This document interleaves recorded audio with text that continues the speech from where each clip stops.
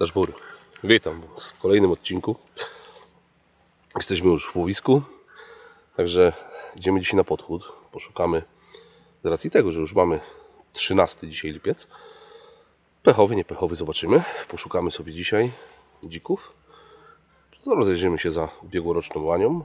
W tym miejscu chciałem Wam podziękować za odbiór ostatniego odcinka z upolowaną łanią w drugim roku życia. I tutaj chylę czoła, nie z łanią dwuletnią, tylko łanią w drugim roku życia. Szczególne pozdrowienia dla kolegi Krystiana, bo Wy, którzy zaznaczyliście to w komentarzach, i Krystian, który dzwonił, ma jak najbardziej rację. Więc upolowaliśmy łanię w drugim roku życia i tak powinno się określać. No i zobaczymy, czy już się ruja zaczęła. Mam ze sobą jakiś wabik, natomiast ja Wam powiem, ale to później Wam powiem o tej rui. Sprawdzimy. Mam wabiczek z Gunbrokera. Wrzuciłem tak na szybko. Zobaczymy, czy ta ruja już jest, czy jeszcze nie ma. Popatrzymy za dzikami. Z lisem będzie trudno, bo jeszcze żniwa nie wystartowały u nas. O tym też sobie porozmawiamy, bo to, że ten rok był, jakby pierwsze pół roku było mocno z wegetacją przyspieszone, to tak jak Wam wspominałem w jednym z poprzednich odcinków, no trochę wstecz. Uważałem, że się to zatrze, no i się to zatarło, tak? Już nie ma tego przyspieszenia tak bardzo widocznego. Niektórzy prognozowali, że będą żniwa o 3 tygodnie szybciej, nic takiego się nie dzieje. Mamy 13 lipiec, u nas wszystko totalnie stoi. Nawet wczoraj dosyć mocno popadało, więc uważam, że tutaj to bynajmniej w Kotlinie do żniw to jeszcze trochę czasu. Więc idziemy się przejść. Co jeszcze ważne, 10 sierpnia organizujemy weekend na Strzelnicy w Dzikowcu, więc bardzo serdecznie Was zapraszam. Mamy taki weekend z Hikiem. Będziecie mogli obejrzeć wszystkie produkty Hika. Przyjedzie bus z Hika, będzie można tam postrzelać. Natomiast wszystkie informacje to też Wam powiem później, bo muszę sobie to w głowie poukładać. Ponieważ będzie to tak by, powiedzmy, troszkę impreza taka kameralna. Nie mogę powiedzieć, że ona będzie nie wiadomo na ile osób, ponieważ nie ma tam miejsca, ale to Wam poopowiadam, co tam planujemy 10 sierpnia zrobić, więc dalej w dalszej części odcinka będziecie mieli wszystkie informacje. Jest wieczór, słuchajcie, jest 19 godzina, idziemy sobie na podchód. Jak widzicie, za mną zboża stoją, więc rozejrzymy się. Tutaj mamy bobik, który grodziliśmy jako koło. Nawet ten bobik ładnie wyszedł, widzę. I zobaczymy, co tutaj jest, jaki jest przede wszystkim mozaika zbóż, tak? Bo nie mam dokładnego rozeznania, nie było mnie na tym rewirze trochę, no myślę, że około miesiąca, więc chcę zobaczyć, gdzie jest jakaś pszenica, szczególnie pszenica nieoścista, no i to tam powinniśmy się spodziewać dzików. Wjedziemy sobie kawałek, sprawdzimy, czy rogacze już ganiają kozy. Uważam, że nie, że to nie jest jeszcze ta pora, ale o tym też w dalszej części materiału. Po tym długim wstępie ruszamy na podchód. Czyli tego, no że tak, standardowo u mnie odeszliśmy od auta 5 metrów, mi się przypomniało, że co trzeba zrobić, załadować broń. Dzisiaj polujemy z Kiplaufem. Wielu mnie pyta, z jakiej amunicji strzelam, więc będę Wam o tym mówił. Tutaj RWS, pocisk ID 12,8 grama. Kiedyś się nazywał Uni Classic. Oni te nazwy zmieniają, nie wiem po co, ale chyba taka polityka firmy. Więc żeby nie było, to sobie załadujemy, bo się może później okazać, że będzie za późno. Więc mamy ze sobą 5 kulek, 2 w pasie, 2 jeszcze w kieszeni, 1 w komorze. Teraz to już ruszamy na podchód.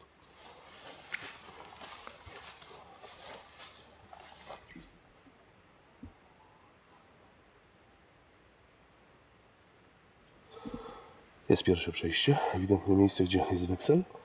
Tam płynie rzeka. Rzeka, duże słowo rzeka, strumyk. Dlatego, że mamy temperatury, jakie mamy. Ja myślę, że zwierzyna będzie przy rzece, więc sobie podejdziemy na spokojnie, ale już widzę, że rejon, który wybraliśmy, wygląda obiecująco. Natomiast no zobaczymy, czy święty Hubert podarzy.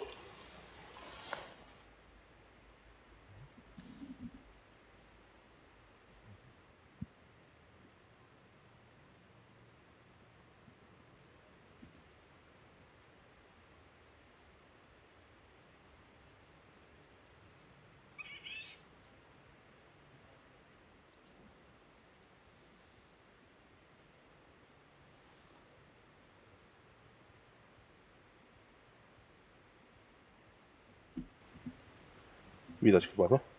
Że gdzieś tutaj są. Tylko trzeba mieć trochę szczęścia, żeby się nasze drogi jeszcze przecięły. Tylko pamiętajcie o jednej rzeczy. Teraz w okresie letnim mamy środek lata. Ja uważam, że dużo bardziej efektywne są poranki. Zresztą ten odcinek z łanią to pokazał. Natomiast jeżeli wieczorem się nie uda, to już na pewno wiem, że kolejnym polowaniem będzie przyjechanie na ten rewir, ale rano. Tak naprawdę doszliśmy od auta bardzo blisko, a już wszystkie ślady, tropy pozostawione wskazują na to, że są tutaj dziki.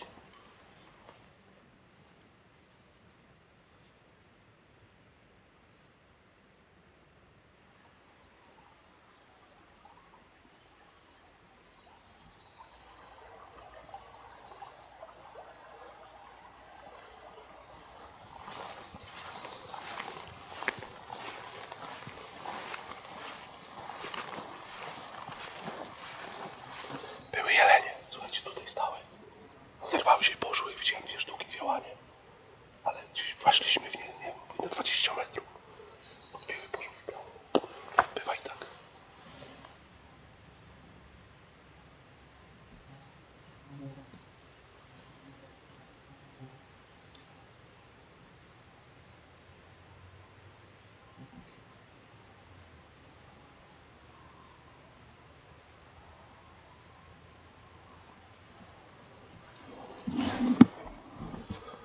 Widzicie? Była łania i ubiegłoroczny byk.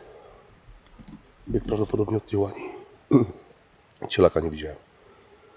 Więc albo były te 2 sztuki, co na początku, znaczy co były te 2 sztuki, na pewno co widzieliśmy przed chwilą, co ja widziałem. Natomiast wydaje mi się, że cielaka ta łania nie ma. I na pewno nie była to łania w 2. roku życia, była to łania starsza, więc nie nadająca się w odstrzał letni do polowania. Idziemy dalej.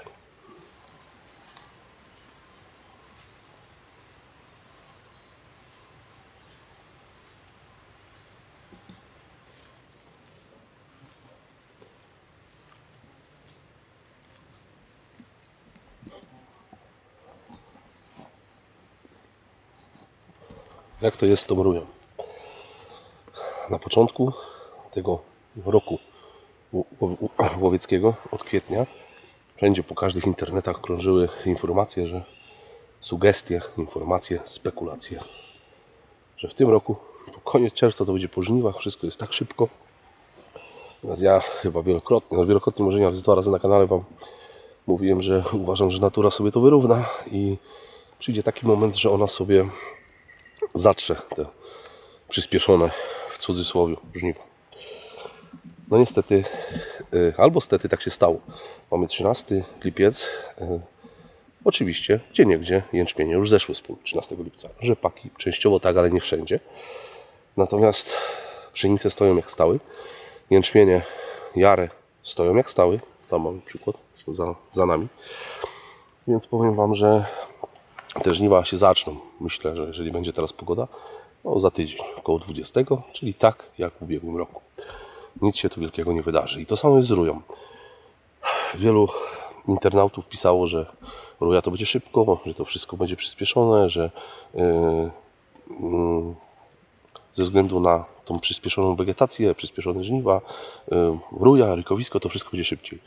Nie będzie, moi drodzy, nic szybciej, z racji tego, że mamy 13 lipiec. Zaraz sobie sprawdzimy, czy rogacze reagują, czy nie reagują. Jesteśmy w terenie typowo sarnowym, że tak powiem. Natomiast wziąłem ten wabik, żeby Wam tak naprawdę pokazać, że tej rui jeszcze nie ma. Aczkolwiek nie znaczy to, że w każdym rejonie Polski jej nie ma. Gdzieś widziałem na internecie, szczególnie na Facebooku, nagrania z termowizji, które pokazywały, jak rogarz gonił kozę. Zgadzam się z tym. Jak najbardziej pierwsze oznaki rui już są, natomiast apogeum rui ogólnie to przypada na ostatni tydzień lipca, a u nas tutaj na południu Polski na pierwszy tydzień sierpnia. I zawsze tak było. I nie będzie nic szybciej. Rykowisko, u nas dobre rykowisko zacznie się po 15 września i będzie trwało do 5 października. I nie będzie inaczej. Także, no tak to wygląda. Zobaczymy, czy jakiś sarn nam przyjdzie. Być może koza szybciej na przestrach koźlęcia, a za nią może przyjść rogacz. Natomiast z racji tego, że ta ruja już zapasem, wyposażcie się w wabiki, dlatego że są te wabiki Wam jak najbardziej potrzebne, bo bez wabika się tak naprawdę skutecznie na rogacze polować nie da. Są koledzy, którzy wabią na źle trawy, są koledzy, którzy wabią na liściu bukowym, jak najbardziej. Natomiast dzisiaj za naprawdę parę złotych można nabić wabik i przy intensywnym polowaniu obejrzeć tych rogaczy kilkanaście, dlatego albo kilkadziesiąt. I wybrać coś ciekawego. Dlatego ja, jak wiecie, większość rogaczy poluję na rui, bo dla mnie to jest prawdziwa frajda i prawdziwe polowanie. Ale do tych rujowych odcinków jeszcze musicie poczekać, bo my je będziemy nagrywali w pierwszym tygodniu sierpnia i tu się nic nie zmieni. U mnie ta ruja tak naprawdę to zawsze był 3 do 8 sierpień. Jak zaczynały się kiedyś stare czasy kaczki 15 sierpnia, albo grzywacze się zaczynają teraz 15 sierpnia, to ja sobie na spokojnie 15 przyjeżdżając na polowanie na pióro, widziałem bardzo często jeszcze na polach rogacze ganiające kozy. Ale sprawdźmy, czy jest ta ruja, czy jej nie ma.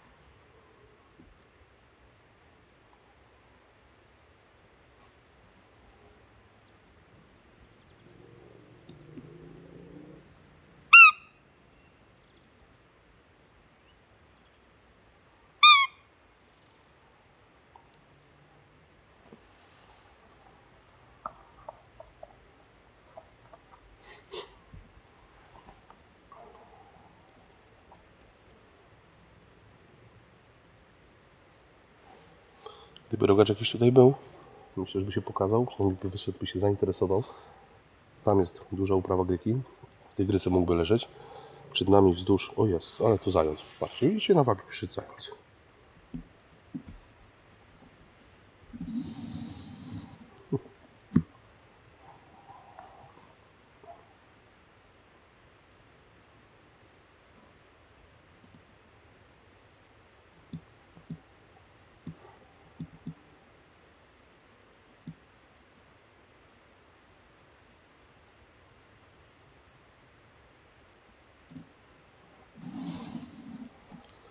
Więc na pewno by się wyszedł w naszą stronę, zainteresowałby się, zobaczył.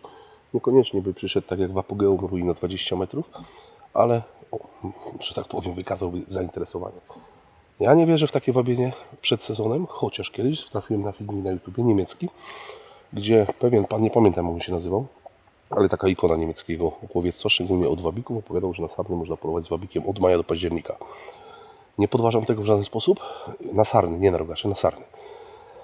Więc nie chcę tutaj podważać jego słów, natomiast ja tak naprawdę te ostatnie dni lipca, to wtedy zaczniemy intensywnie polować z wabikiem. Dobra, tam dalej nie pójdziemy, dlatego że za nami jest jedno pole, które się ciągnie do samego końca. Tam jest jęczmień, którego widzieliście przed chwilą. Na ten, ogólnie zwierzęta na jęczmień nie wychodzi, one go nie pobierają, on ma bardzo długie, jak to mój świętej pamięci dziadek mówił, wąsy. One nie, jęczmień to jest pobierany przez zwierzyny tylko na zasiewie. Dziki jelenie, one go po prostu nie lubią. Mogą przez niego przechodzić, ale go nie idą w szkodę, że tak powiem. Mamy grykę, która jest dopiero kwitnie, jest niedojrzała, więc tam raczej tylko pod kątem jeleni, ewentualnie rogacza, bo mamy piękną łąkę tutaj. Natomiast myślę, że większość śladów dziczych było tam za Michałem. Więc my się wrócimy i pójdziemy sobie w stronę tych pszenic, które były najbardziej uszkodzone, bo dziki to leżą, najprawdopodobniej leżą tam. Znam ten obwód bardzo dobrze. Tam jest taka potężna kępa tarlin przy rzece, więc one leżą tam. Więc stamtąd i wszystkie ślady, tropy i ścieżki wskazywały, że idą z tamtej strony właśnie na pszenice nieościste, które widzieliście na początku odcinka. Idziemy.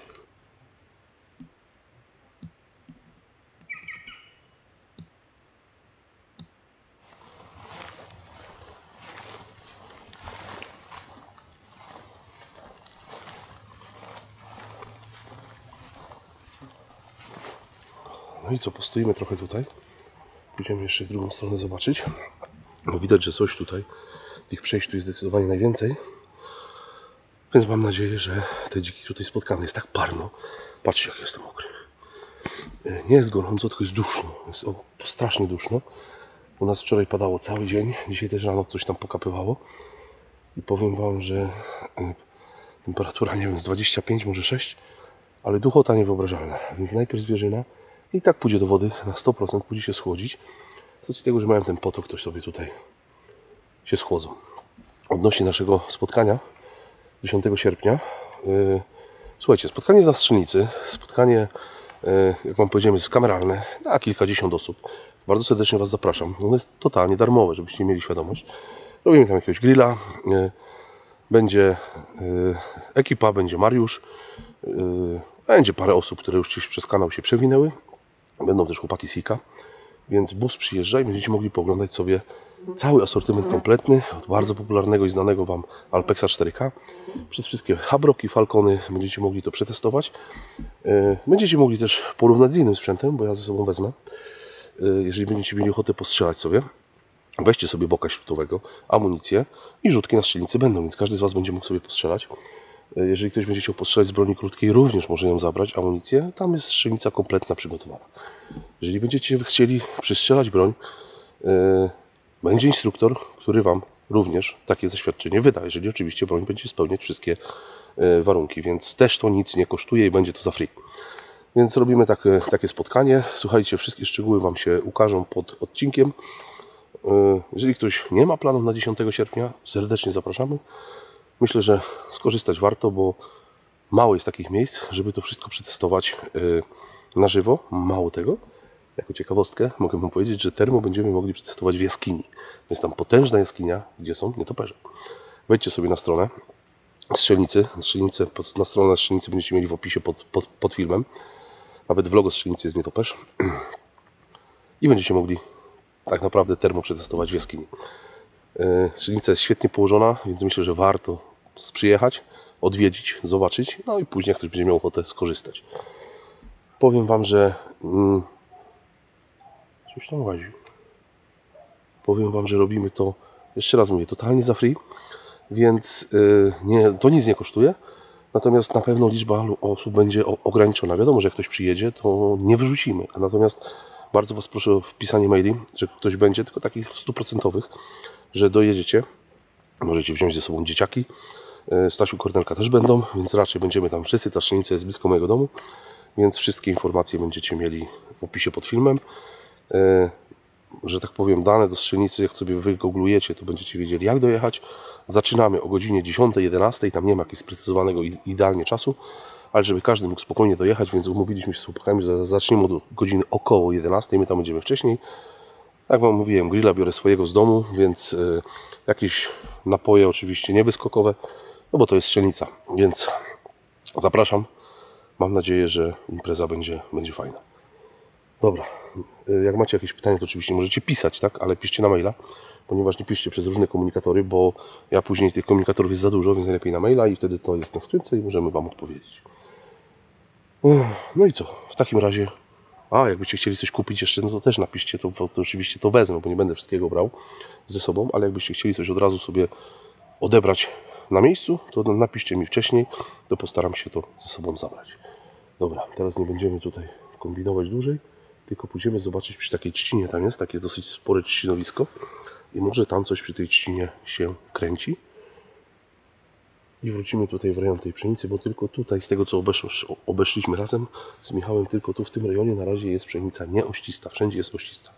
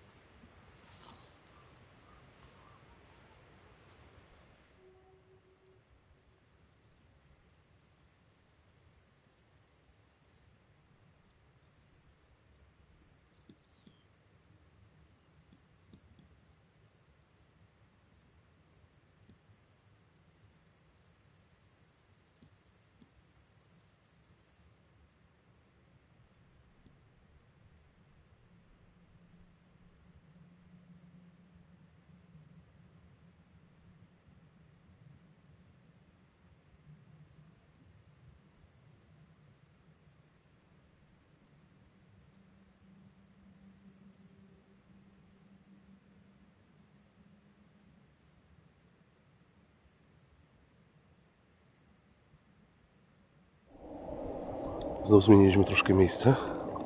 Jest tu pszenica. Nie oścista. Tu jest rzepak, tam jest rzepak. Tam jest rzeka, więc miejsce dobre. Przejść sporo, więc tak naprawdę zlokalizowałem 2-3 pola. Słuchajcie, z pszenicą, na którym dziki zaglądają. Tak jak Wam wspomniałem na początku, uważam, że dużo lepszym czasem na zapolowanie tu będzie poranek. Tylko że ta zwierzyna jeszcze dłużej po tych polach chodzi. Oczywiście się nie poddajemy.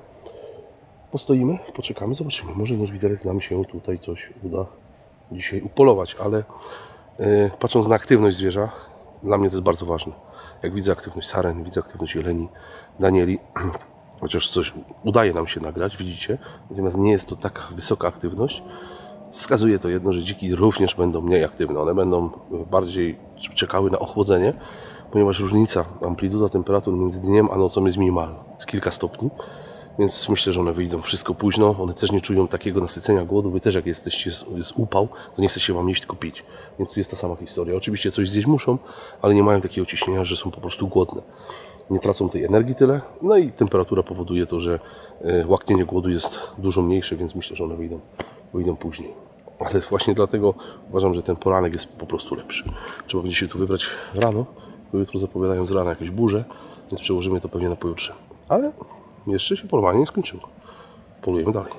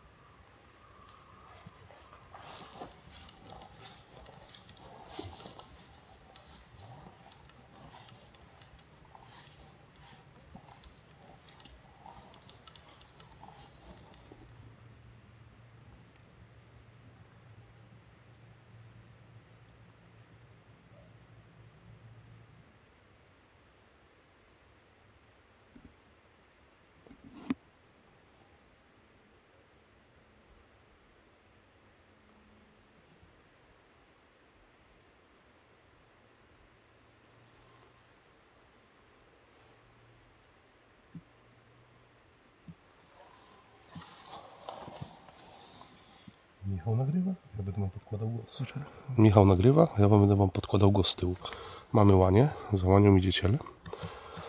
No i zobaczymy, czy wyjdzie zeszłoroczna łania, czy nie wyjdzie.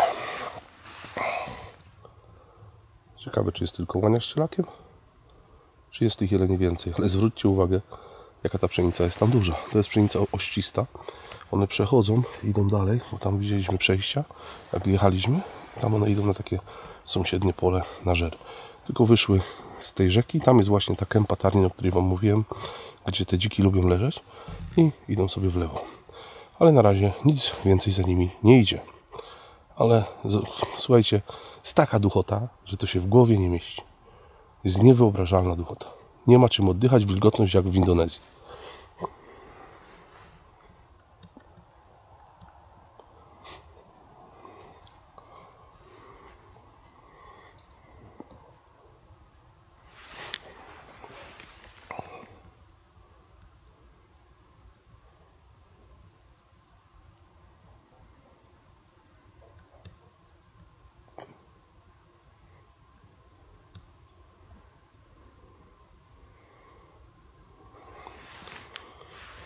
Sam okres polowania, moi drodzy, teraz, przed żniwami, jest okresem bardzo trudnym.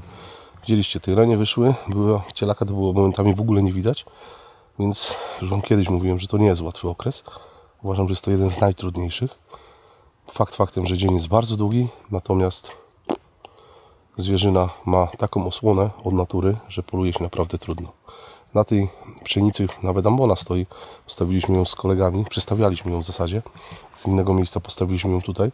To powiem Wam, że dzika by nie było możliwości nawet z ambony tam strzelić. Ocenić przede wszystkim i strzelić.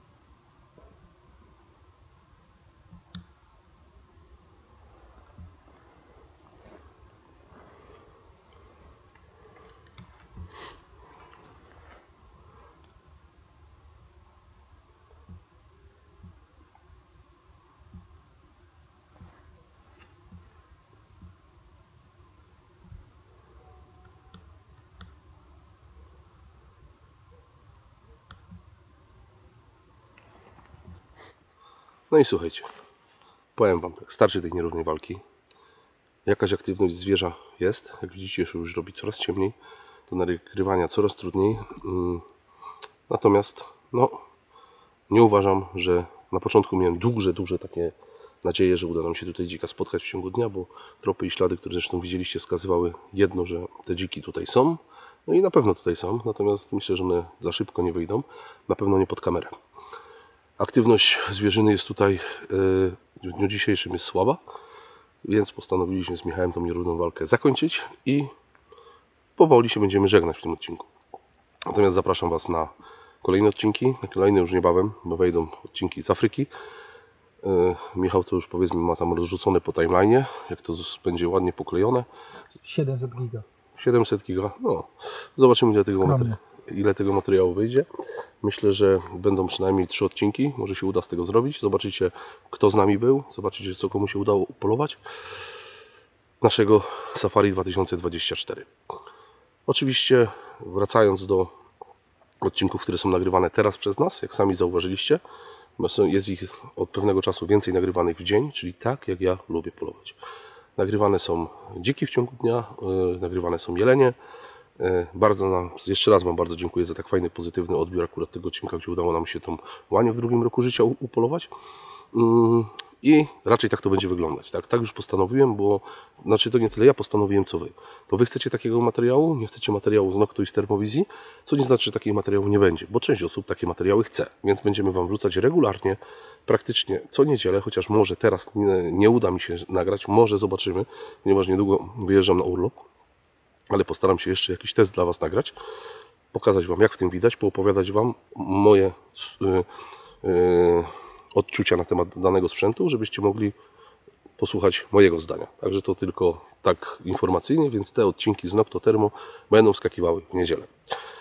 Natomiast większość będziemy polowali, tak jak widzicie, w ciągu dnia. Ja lubię tak polować, mi to polowanie sprawia frajdę, przed nami ruja, po rui będą ścierniska, tutaj będzie pewnie więcej nagrywania w ciągu nocy. Może zrobimy polowanie tradycyjne za nami, teraz Wam nie pokażemy, ale jak żeśmy dochodzili, to połówka księżyca była, więc może zrobimy tradycyjne polowanie, czy przesiądziemy się na starego Canona, żeby Michał mógł nagrać, a my pójdziemy z kiplaufem, z lunetą normalną. Więc pamiętajcie, że to, że Nocto i Termo jest dopuszczone do polowania, pamiętajcie o tym, że macie też wybór. Możecie z tym polować, ale nie musicie. Natomiast powiem Wam uczciwie, że mi więcej frajdy zawsze sprawiało polowanie w dzień. Zresztą to było widać na większości odcinków u nas. Natomiast wiem, że jest grupa odbiorców i szanuję każdego, że chce zobaczyć, jak na przykład w nowym Alpexie widać, w nowym Pardzie, którego już mamy, Stalkerze 4K, więc już go mam założonego, przystrzelanego, tylko nie ma warunków za bardzo, żeby Wam to pokazać. Ale postanowiłem, że takie odcinki też będą, więc takie informacyjne. No i co? Będziemy powoli kończyć. Wracamy do samochodu, mamy jeszcze kawałek i myślę, że to, że dzisiaj nie udało się nic upolować, to nie znaczy, że polowanie było nieudane. Było bardzo udane. były jelenie, była sarna jedna gdzieś tam daleko, nie udało nam się jej nagrać, bo się pokazało zboża wysokie. Były Daniel w zasadzie.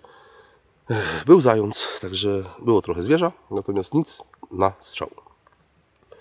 Więc ja Wam mówię Dashbur, czekam na Wasze komentarze. Pamiętajcie, że na 50 000 subskrypcji nagroda fotopułapka, więc klikajcie, kto tam jeszcze nie subskrybuje.